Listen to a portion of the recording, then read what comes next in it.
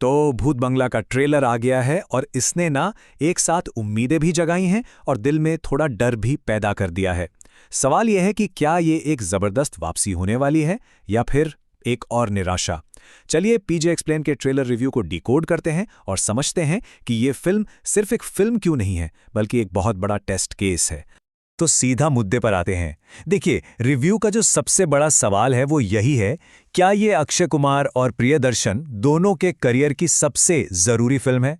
और ये सवाल अपने आप में बहुत कुछ कह देता है, क्योंकि यहां दांव पर सिर्फ पैसा या बॉक्स ऑफिस नहीं है, यहां दांव पर लगी है उनकी पूरी लेगेसी, वो विरासत जो उन्होंने इतने सालों में बनाई है। तो भाई इतनी हाइप है क्यों इस फिल्म को लेकर? मामला सिर्फ एक और हॉरर कॉमेडी का नहीं है, असल में ये एक कमबैक है और इसके पीछे जो प्रेशर है ना वो कई लेयर्स में है। देखिए, प्रेशर एक नहीं कई तरफ से है। पहला तो ये कि अक्षय प्रियदर्शन की जोड़ी वापस आ रही है और लोगों को इनसे उम्मीदें बहुत ज्यादा है। दूसरा, ये कार्तिक आर्यन की भूल भुलैया 2 का सीधा सीधा जवाब है। एक तरह से ये कहने की कोशिश है कि देखो, असली फॉर्मूला तो हमारे पास ही था। और सबसे बड़ी बात, उन्हें उन लोगों को वापस जीतना है, क्रिटिक्स को, ऑडियंस को, जिनका शायद अब इन पर से भरोसा थोड़ा उठ सा गया है। खैर, इतनी सारी टेंशन के बीच ना उम्मीद की कुछ किरणें भी हैं। ट्रेलर में कुछ चीजें ऐसी हैं जो इशारा कर रही हैं कि शायद इस बार कुछ अच्छा हो सकता है।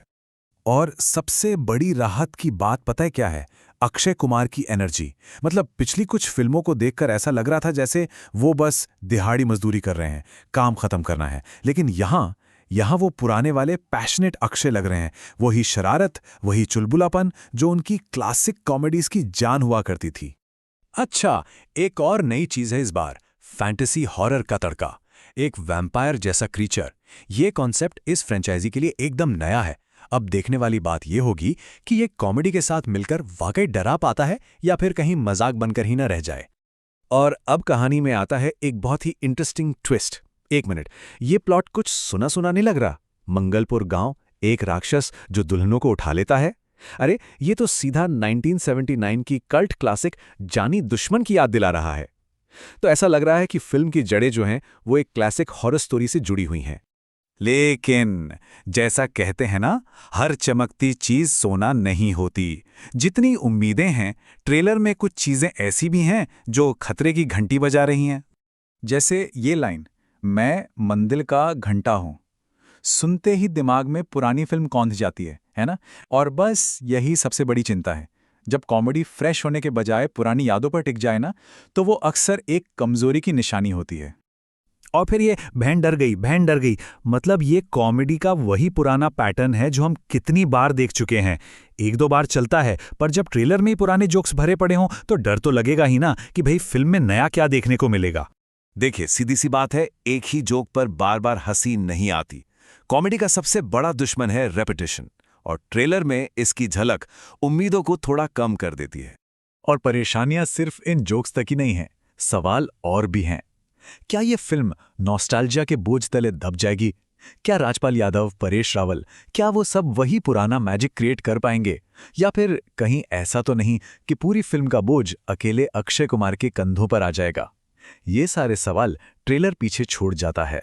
चलिए अब बात करते हैं फिल्म के कैप्टन की, यानी डायरेक्टर प्रियदर्शन की। उनके खास विजुअल स्टाइल पर रिव्यू में काफी जोर दिया गया है और ये समझना बहुत जरूरी है। प्रियदर्शन का जो कैनवास होता है ना, वो बहुत बड़ा होता है। वो क्या करते हैं, असली लोकेशंस लेते हैं, बड़े बड़े सेट्स बनाते हैं और फिर वीएफएक्स से उन्हें ऐसे मिला देते हैं कि फर्क करना मुश्किल हो जाता है। और नतीजा क्या होता है? एक ऐसी दुनिया जो देखने में ग्रैंड भी लगती है और यकीन करने लायक भी। उनके हर फ्रेम में जान होती है। इसी टेक्निक को रिव्यू में नाम दिया गया है लिविंग फ्रेम। मतलब एक ऐसा फ्रेम जहां सिर्फ मेन एक्टर्स ही नहीं, बल्कि पीछे बैकग्राउंड में खड़ा हर छोटा मोटा किरदार भी कुछ कर रहा होता है, अपनी एक कहानी जी रहा होता है। इससे क्या होता है, स्क्रीन पर जो दुनिया दिखती है वो नकली सेट नहीं बल्कि एक जीती जागती जगह लगती है। पर हां, एक विजुअल कमी भी पकड़ी गई है। कुछ सीन्स में ना लाइटिंग एकदम फ्लैट है, जैसे किसी टीवी सीरियल की होती है। और इससे होता यह है कि फ्रेम की जो डेप्थ होती है, जो 3D फील होता है, वो खत्म हो जाता है। सब कुछ चपटा चपटा और थोड़ा बेजान सा दिखने लगता है। तो इतनी सारी अच्छी बातें और इतनी सारी चिंताएं, अगर इन सबको एक तराजू पर रखें तो पलड़ा किस तरफ झुकेगा? चलिए फाइनल वर्डिक्ट की तरफ बढ़ते हैं। तो रिव्यू का निचोड़ ये है कि उम्मीदें तो अभी भी जिंदा हैं, लेकिन हाँ, वो जो पुराने जोक्स थे ना, उनकी वजह से उम्मीदों मीटर की सुई थोड़ी सी नीचे आ गई है। मतलब ट्रेलर देख के हल्की सी मुस्कान तो आती है, पर वो ठहाके लगाकर हंसने वाला फील नहीं आता। लेकिन एक मिनट, जब इसकी तुलना भूल भुलैया 2 से करते हैं तो ये ट्रेलर से ही ज्यादा जिम्मेदार और बेहतर फिल्म लगती है, खासतौर पर साइड कैरेक्टर्स के मामले में। जहां पिछली फिल्म में सपोर्टिंग कास्ट का एक तरह से मजाक बना दिया गया था, यहां लगता है कि उन्हें कहानी का एक जरूरी हिस्सा माना गया है।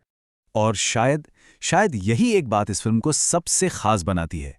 ये सिर्फ एंटरटेनमेंट के लिए नहीं है, ये एक स्टेटमेंट देने के लिए है।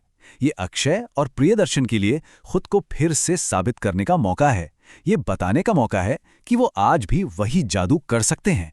और बस यही चीज इसे उनके करियर की सबसे अहम फिल्मों में से एक बना देती है। तो आखिर में रिव्यू हमें बस इसी एक बड़े सवाल के साथ छोड़ जाता है। क्या ये टीम अपनी खोई हुई विरासत को, अपनी लेगेसी को वापस हासिल कर पाएगी? इसका जवाब तो अब फिल्म देखने पर ही मिलेगा।